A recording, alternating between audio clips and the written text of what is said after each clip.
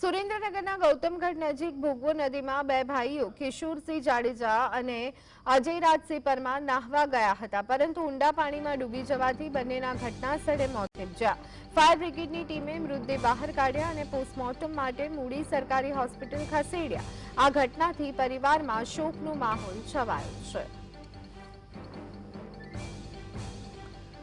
તો બે ભાઈઓ નદીમાં નાહવા પડ્યા હતા અને તેઓનું મોત નીપજ્યું હોવાનું જાણવા મળી રહ્યું છે। મામા ફઈના બે ભાઈઓ ભોગવો નદીમાં પાણીમાં નાહવા જતા આ ઘટના બની હોવાનું જાણવા મળી રહ્યું છે। મૃતક બંને બાળકોના નામ કિશોરસિંહ અને અજયસિંહ હોવાનું સામે આવ્યું છે।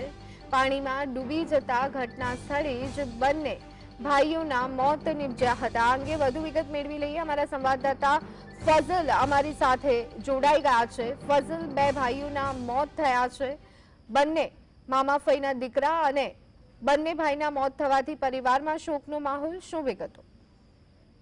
ખાસ કરીને સમગ્ર ગુજરાત રાજ્યમાં ડૂબવાના બનાવો છે તે સતત વધી રહ્યા છે, ત્યારે સુરેન્દ્રનગર જિલ્લા તાલુકાના ગૌતમગઢ નજીક જે ભોગાવો નદી પસાર થાય છે ત્યાં નાવા ગયેલા બે ભાઈઓના ડૂબી જવાના કારણે મોત નીપજવા પામ્યા છે। જોકે વાલીઓ માટે વધુ એક લાલ બત્તી સમાન કિસ્સો સામે આવ્યો છે। બે ભાઈઓ નદીમાં નાવા ગયા હતા અને બંનેના મોત નીપજવા પામ્યા છે।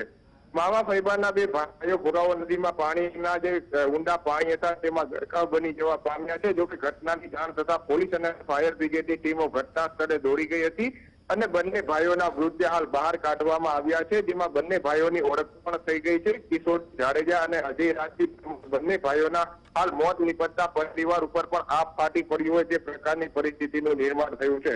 આમ પણ સુરેન્દ્રનગર જિલ્લાની ભોગાવો નદીમાં છેલ્લા 15 દિવસમાં ડૂબી જવાના કેટલા બનાવ બન્યા છે, જેમાં 3 લોકોના મોત નીપજવા પામ્યા છે।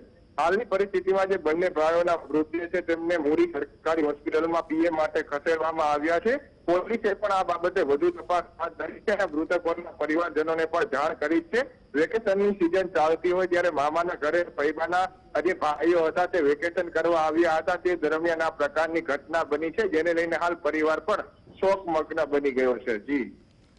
જી આભાર ફઝલ, સમગ્ર માહિતી આપવા બદલ।